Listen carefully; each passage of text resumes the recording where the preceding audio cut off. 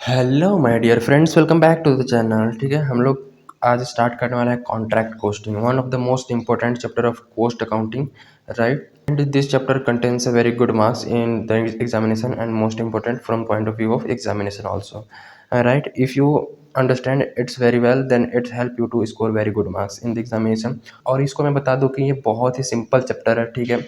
पता नहीं क्यों इसको कॉम्प्लिकेटेड बना के रखे हैं, ये बहुत ही सिंपल चैप्टर है। ओके, सो कॉन्ट्रैक्ट कोस्टिंग स्टार्ट करते हैं। देखो, कॉन्ट्रैक्ट कोस्टिंग समझने से पहले कॉन्ट्रैक्ट का मतलब समझो। कॉन्ट्रैक्ट का अगर हिंदी मतलब बताऊं तो ठेका, ठीक है। ये बेसिकली जो वर्ड है कॉन्ट्रैक्ट, वो यूज़ होता है ऐसे ऑर्गेनाइजेशन में जहाँ पर कंस्ट्रक्शन का वर्क चल रहा होता है, जैसे कि रोड बनाने का काम, बिल्डिंग बनाने का काम, डैम, पुल वगैरह। ऐसे सुनते हो ना कि कोई कॉन्ट्रैक्ट ले लिया है, ठीक है, कॉन्ट्रैक्टर है, कॉन्ट्रैक्ट ले लिया है, वो कॉन्ट्रैक्ट पे काम करता है, तो इस टाइप से। तो कॉन्ट्रैक्ट का मतलब क्या होता है? तो contract is a work. Contract भी क्या है? एक वर्क या फिर job of a large size, ठीक है, विच कंटिन्यूज इन वन और more than one counting year. एक ऐसा वर्क जो कि लंबे समय तक चलता है, ठीक है, और ये बहुत बड़े अमाउंट का होता है, लार्ज साइज होता है, ठीक है। तो लंबे समय तक चलता है, एक साल में कंप्लीट हो सकता है या फिर मोर देन वन ईयर। अगर छोटा कॉन्ट्रैक्ट होगा तो वन ईयर के विद इन कंप्लीट हो जाएगा, और बड़ा होगा तो मोर देन वन ईयर लग जाएंगे। जैसे कि किसी रोड बनाने का काम आ गया, तो रोड बनाने का काम जो है वो इजीली थोड़ी ना है, जल्दी थोड़ी ना बन जाता है। उसको अगर हाईवे बनाना है तो बहुत ज़्यादा समय लग जाएगा। कि कोई बड़ा डैम बनाना है तो भी ज़्यादा more than one year, two year, three year, four five year लग जाएंगे, ठीक है। पुल बनाना है, टावर, मतलब ये बेसिकली कंस्ट्रक्शन वर्क होता है यहाँ पे, ठीक है।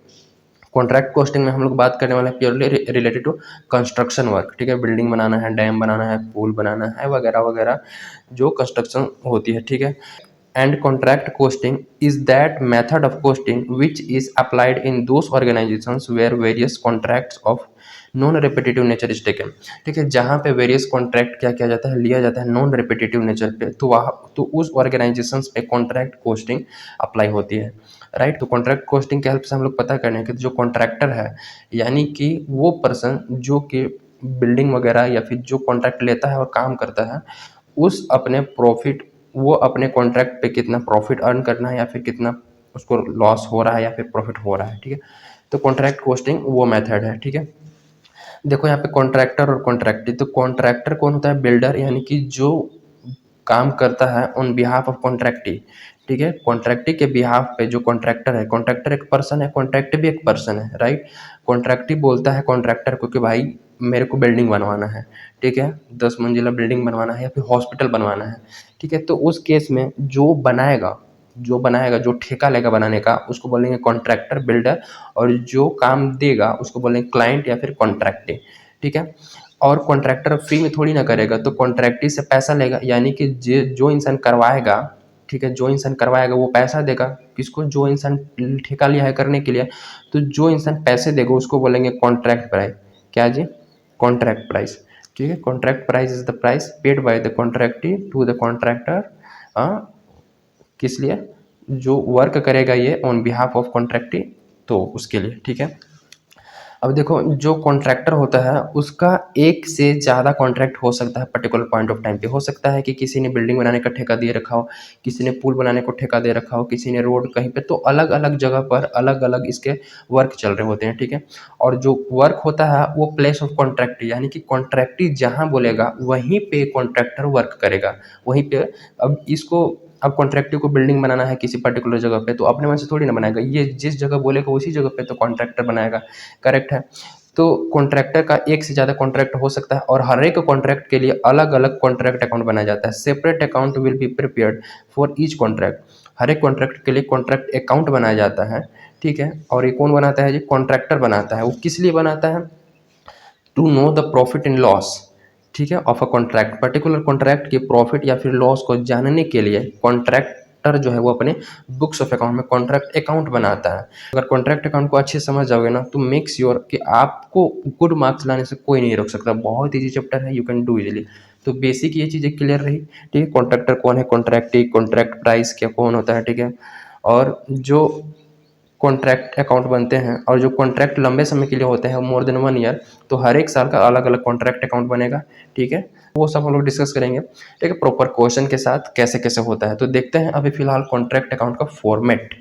तो ये रहा कॉन्ट्रैक्ट अकाउंट का फॉर्मेट, ठीक है। बेसिक फॉर्मेट है जो कि ईजिली याद हो जाएगा, कोई दिक्कत नहीं है। कॉन्ट्रैक्ट अकाउंट बेसिक क्या है कि जितने भी कॉन्ट्रैक्ट, देखो जहाँ भी मान लो बिल्डिंग बन रहा है तो वहाँ पे मटेरियल डालना पड़ेगा, मशीनरी लगेंगे, लेबर को वेजेस देना पड़ेगा। तो आप जो भी कॉन्ट्रैक्ट में लगाओगे उसको डेबिट साइड लिखना है, जो भी कॉन्ट्रैक्ट में लगाओगे उसको डेबिट साइड, और जो भी इनकम या फिर गेन होंगी उस कॉन्ट्रैक्ट से, ठीक है, या फिर जितने भी सामान कॉन्ट्रैक्ट से वहाँ से आएंगे बाहर जाएंगे उस वो क्रेडिट साइड लिखना है। The basic idea behind the construction of contract account is very simple कि ये जो भी लग रहा है उस पर्टिकुलर कॉन्ट्रैक्ट में उसको डेबिट करो, जो भी वहाँ से आ रहा है, आउटपुट आ रहा है, वहाँ से जो भी इनकम हुआ उसको क्रेडिट साइड में। तो बेसिकली नॉमिनल नेचर के अकाउंट है जिसमें सारे एक्सपेंसेस को, ठीक है, इधर लिखा जाता है डेबिट साइड में, इनकम्स एंड गेन्स या फिर जो भी आउट हो रहा है उसको क्रेडिट साइड में, ठीक है। तो देखो इसमें बेसिकली होता क्या क्या है। तो पहले टू मटेरियल्स, ठीक है, मटेरियल्स लिखेंगे, मटेरियल कितना परचेस किया गया है, मटेरियल कितना स्टोर से इशू किया गया है उस पर्टिकुलर कॉन्ट्रैक्ट में। तो टू मटेरियल, टू वेजेस दिया जाएगा किसको, जो वर्क करेंगे लेबर लोग को, to plant and machinery, plant and machinery कितना लाया गया, ठीक है, टू अदर एक्सपेंस, अगर और कोई अदर एक्सपेंस है तो उसको भी लिख दिया जाएगा, ठीक है।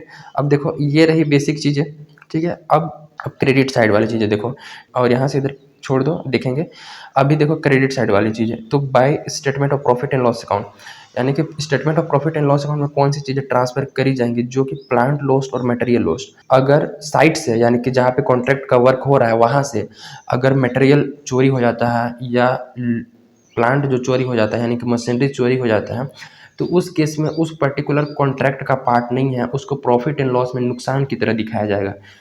ये प्रॉफिट एंड लॉस अकाउंट में कहाँ ट्रांसफर कर दिया जाएगा, डेबिट साइड में। प्रॉफिट एंड लॉस अकाउंट में डेबिट साइड में आते हैं सारे लॉसेस, तो इस केस में प्रॉफिट एंड लॉस में डेबिट साइड लिखेंगे तो profit and loss account debit होगा, ठीक है। और कहाँ से, टू कॉन्ट्रैक्ट अकाउंट से, तो कॉन्ट्रैक्ट अकाउंट को हमें क्या करना पड़ेगा, क्रेडिट करना पड़ेगा। उसके बाद अगर कुछ मटेरियल रिटर्न हो जाता है तो बाई मटेरियल या प्लांट रिटर्न, ठीक है, रिटर्न कर दिया जाएगा स्टोर में, तो वहाँ से आउट हो रहा है ना, आउट हो रहा है उस पर्टिकुलर कॉन्ट्रैक्ट से, तो वहाँ से हम लोग क्या करेंगे, इधर बाई साइड में लिखेंगे। और बाई प्लांट एट साइट बच कितना जाता है लास्ट में उसको लिखना है, बाई मटेरियल एट साइट कितना बच जाता है, ओके। उसके बाद अगर देखो कि कॉन्ट्रैक्ट अगर एक ही साल में कंप्लीट हो जाता है, कॉन्ट्रैक्ट एक ही साल में कंप्लीट हो जाता है अगर, तो उस केस में हम लिखेंगे बाई कॉन्ट्रैक्टी अकाउंट, ठीक है। कॉन्ट्रैक्ट प्राइस जितना का कॉन्ट्रैक्ट था उतना लिख देंगे, कॉन्ट्रैक्ट जितना का कॉन्ट्रैक्ट था उतना कॉन्ट्रैक्ट प्राइस के साथ बाई कॉन्ट्रैक्टी अकाउंट को उससे पैसे मिल जाएंगे, ठीक है। उसके बाद बाई वर्क इन प्रोग्रेस, अगर वर्क कंप्लीट नहीं होता है विद इन 1 ईयर, एक साल से ज़्यादा चलेगा वर्क, ठीक है, तो उस केस में हमें क्या करना है, by work in progress, work in progress लिखना है कि अभी वर्क क्या है, प्रोग्रेस में है, अभी कंप्लीट नहीं हुआ है। तो वर्क इन प्रोग्रेस में दो चीज़ें आती हैं, एक वर्क सर्टिफाइड और एक वर्क अनसर्टिफाइड, उसको देखेंगे अभी जस्ट क्या होता है। उसके बाद ये सब लिखने के बाद हम क्या करेंगे, टोटलिंग करेंगे, टोटलिंग करेंगे तो बैलेंस इधर आएगा या फिर इधर आएगा, ठीक है। अगर बैलेंस इधर आ जाएगा तो by statement of profit and loss account, अगर बैलेंस इधर आएगा क्रेडिट साइड में आएगा, हमें बैलेंसिंग फिगर करना पड़ेगा, तो इस केस में क्या आएगा, by statement profit and accounts, इधर लॉस आता है, लॉस उस पर्टिकुलर कॉन्ट्रैक्ट से हमें लॉस हो गया, ठीक है, तो उसको directly profit and loss account में ट्रांसफर कर देना है। लेकिन अगर बैलेंस डेबिट साइड में आता है, ठीक है, तो टू बैलेंस सी डी लिखेंगे, टू बैलेंस सी डी, और ये कौन सा जी, नॉशनल प्रॉफिट होगा, ठीक है। बैलेंस शीट में कौन सा, क्योंकि इनकम्स और गेंस इधर लिखे गए हैं, तो इनकम्स एंड गेंस क्या है, ज़्यादा है कंपैरिजन टू एक्सपेंसेस, तो उसके में हमारे लॉस होंगे। लेट सपोज कि इधर का टोटल अगर हमारा, लेट सपोज कि इधर का टोटल 100 रुपये है, ठीक है, लेट सपोज इधर 100 रुपये, इधर का 50 रुपये, तो 50 रुपये यही वाला तो ज़्यादा आएगा ना इधर बैलेंसिंग फिगर में, 50 रुपये इधर और लिखेंगे तो 100 रुपये इधर भी हो जाएगा। तो 50 रुपये एक्सपेंस और 100 रुपये इनकम, तो इनकम और ज़्यादा हुआ कितना, 50 रुपये, तो उसको लिखेंगे notional profit, by balance sheet notional profit. लेकिन अगर एक चीज़ नोटिस करना, ये to profit and loss account भी लिखेंगे कब, उस स्टूडेंट्स के लिए जिनका क्या है, सिलेबस अपडेटेड हो चुका है। तो देखोगे तो बीकॉम सिलेबस में अभी तक क्या हो रहा है कि बैलेंस शीट नॉशनल प्रॉफिट से हम लोग बैलेंस करते हैं, और बाकी अगर सीए इंटर स्टूडेंट्स के लिए उन लोग का स्टडी मटेरियल जरूर चेक कर लेना, ठीक है। और हर एक लोग और average students study material check कर लेना कि सिलेबस अपडेट हुआ है कि नहीं। सिलेबस में आप लोग को डायरेक्ट प्रॉफिट एंड लॉस लिखना है या फिर बैलेंस शीट लिखना है। तो अगर बैलेंस शीट यहाँ लिखोगे, ठीक है, बैलेंस शीट नॉशनल प्रॉफिट करके, तो यही वाला शीट को फिर यहाँ पर टोटल के बाद ब्रोड डाउन करना पड़ेगा बाई बैलेंस बीडी, और ये नॉशनल प्रॉफिट में से कुछ हिस्से को हम लोग कहाँ ट्रांसफर करेंगे, प्रॉफिट एंड लॉस अकाउंट में और कुछ हिस्से को work in progress reserve account में ट्रांसफर करेंगे। ठीक है, जो हमारा नॉशनल प्रॉफिट आएगा पर्टिकुलर कॉन्ट्रैक्ट से उस प्रॉफिट में से कुछ प्रॉफिट को स्टेटमेंट ऑफ प्रॉफिट लॉस में ट्रांसफर करेंगे और कुछ प्रॉफिट को रिजर्व में ट्रांसफर करेंगे, वर्क इन प्रोग्रेस रिजर्व में। तो अब देखते हैं डिटेल में कि कितना कैसे ट्रांसफर होगा और कैसे होगा। तो हम लोग ये प्रोसेस पहले समझते हैं कि वर्क इन प्रोग्रेस क्या होता है, राइट। तो देखो, वर्क इन प्रोग्रेस में टोटल वर्क ये हमारा मतलब टोटल कॉन्ट्रैक्ट प्राइस। ठीक है, अगर टोटल कॉन्ट्रैक्ट प्राइस जितना भी है उसमें दो चीज़ें हो सकती है, जब वर्क कंप्लीट हो जाएंगे और जब वर्क नहीं कंप्लीट हो जाएंगे। तो वर्क कंप्लीट हो गई और वर्क नॉट कंप्लीटेड।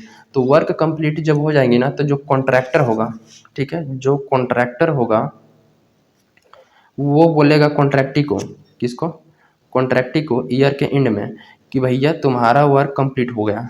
ठीक है, let suppose total work completed 70%, ठीक है, और 30% नॉट कंप्लीटेड। तो जो कॉन्ट्रैक्टर होगा वो बोलेगा कि आपका जो ईयर एंड में 70% वर्क कंप्लीट हो गया है, तो 70% आप पेमेंट करो। ठीक है, तो कॉन्ट्रैक्टर कैसे है, 70% ऐसे ही पेमेंट कर देगा? नहीं, वो क्या करेगा, सबसे पहले आएगा इस साइट, पर्टिकुलर साइट पे आएगा, देखेगा, ठीक है, और अपने साथ एक आर्किटेक्ट को लेके आएगा जो कि पर्टिकुलर वर्क जो कंप्लीट है उसको वेरीफाई करेगा। ये पर्सन क्या करेगा, जो कॉन्ट्रैक्टी है वो अपना एक आर्किटेक्ट लेके आएगा या फिर ऐसा पर्सन, ठीक है, जो कि वर्क वेरीफाई करता है, सही करता है, अप्रूव करता है कि हाँ इतना परसेंट वर्क कंप्लीट हो गया है। तो ये तो बोल दिया 70% वर्क, ये तो बोल दिया कि 70% वर्क कंप्लीट हो गया, लेकिन ये वेरीफाई करेगा और इसका क्लाइंट वेरीफाई करेगा, यानी कि इसका जो मेन इंसान है वेरीफाई करने वाला, आर्किटेक्ट या फिर जो भी। तो 70% का जो आर्किटेक्ट आएगा वो कितना वेरीफाई करेगा, लेट सपोज 60%। तो ऑलमोस्ट मैक्सिमम केसेस में जो वर्क कंप्लीटेड होगा उसका जो आर्किटेक्ट होगा ना, इस पर्सन का, इसका एक जो अलग इंसान होगा, ठीक है, वो क्या करेगा, 70 का 70% वेरीफाई नहीं करेगा, वो हमेशा क्या करेगा, कम ही वेरीफाई करेगा। तो लेट सपोज 60% वर्क क्या क्या वेरीफाई कर गया, तो जो वर्क कंप्लीटेड का वेरीफाई हो गया आर्किटेक्ट के द्वारा उसको बोलते हैं वर्क सर्टिफाइड, कि वर्क सर्टिफाइड मिल गया, सर्टिफिकेशन मिल गया।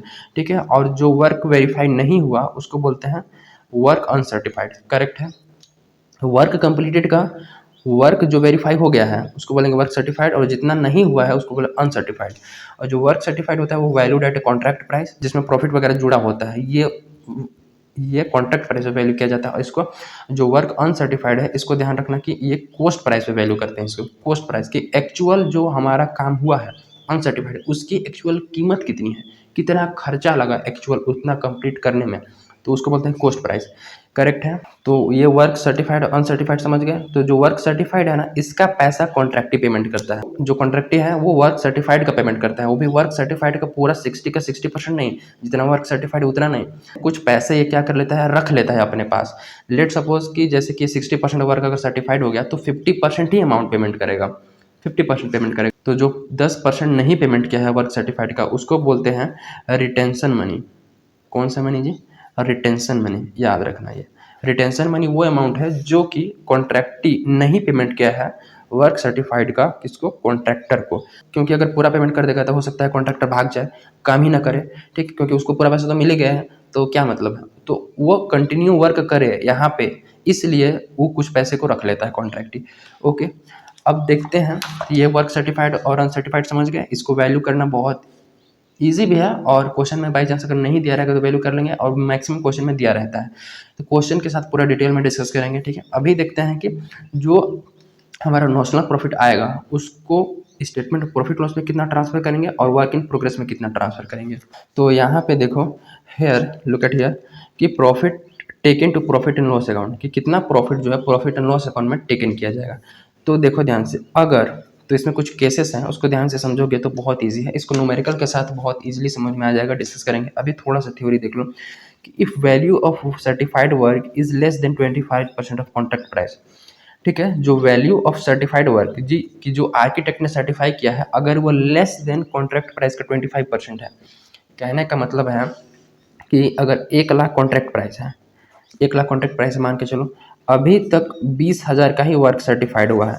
ठीक है, तो 1 लाख का 25% कितना होगा, 1 लाख का 25% कितना, 25,000, जो कि ये 20,000 का है, लेस देन है 25%, 25% से लेस देन है ना।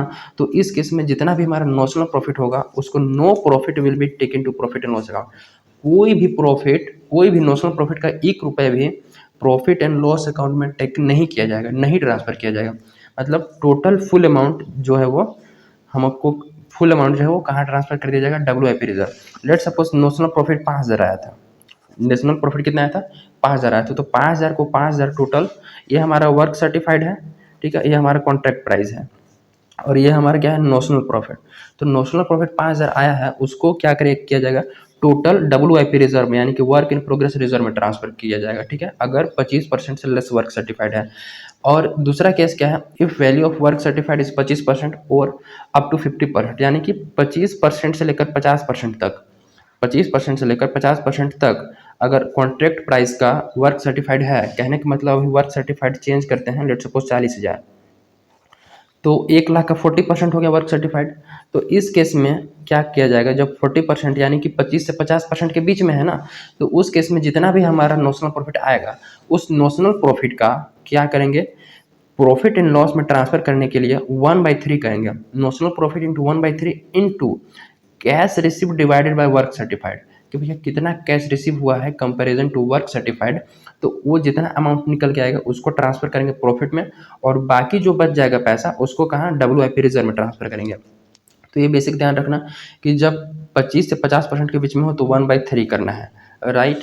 और जब 50% से 90% के बीच में आ जाए, जब work certified is between 50% and 90%, ठीक है, ऑफ कॉन्ट्रैक्ट प्राइस, मतलब कि 50% से ज़्यादा वर्क सर्टिफाइड हो जाए।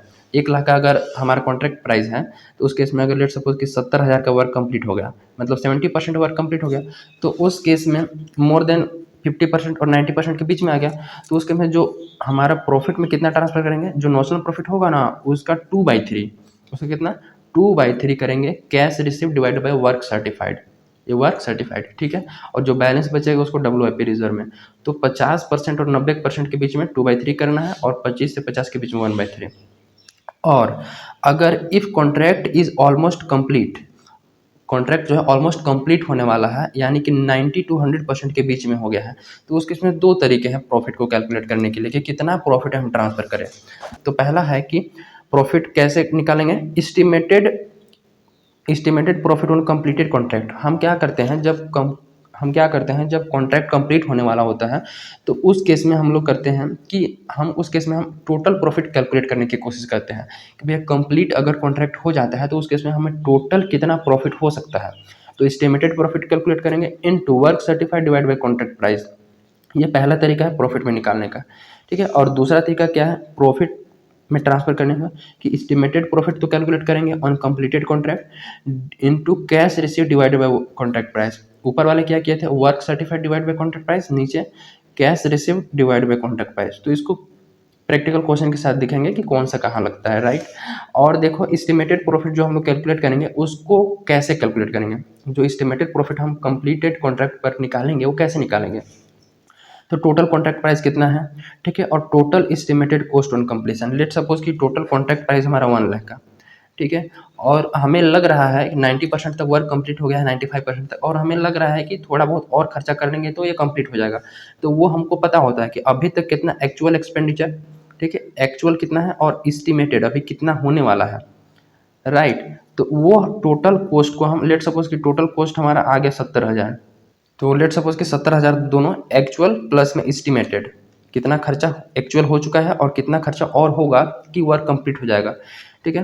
तो 1,00,000 का कॉन्ट्रैक्ट प्राइस है और लगता है कि 70,000 60,000 का खर्चा कर दिया है, और लेट सपोज कि ये जो 70,000 तक करते करते मतलब 70,000 पहुँचे तक ये कॉन्ट्रैक्ट कंप्लीट हो जाएगा, मतलब 30,000 हमारा क्या आ गया इसमें, एस्टिमेटेड प्रॉफिट। 1,00,000 का कॉन्ट्रैक्ट है, 70,000 हम खर्चा करेंगे तो ये कॉन्ट्रैक्ट कंप्लीट हो जाएगा, मतलब 30,000 हमारा क्या आ गया, estimated profit, estimated total profit on completed contract complete हो जाएगा, और हमारा खर्चा 70,000 ही होगा, तो उसके उसमें 30,000 हमारा बचेगा ना, तो 30,000 हमारा क्या होगा, एस्टिमेटेड प्रॉफिट।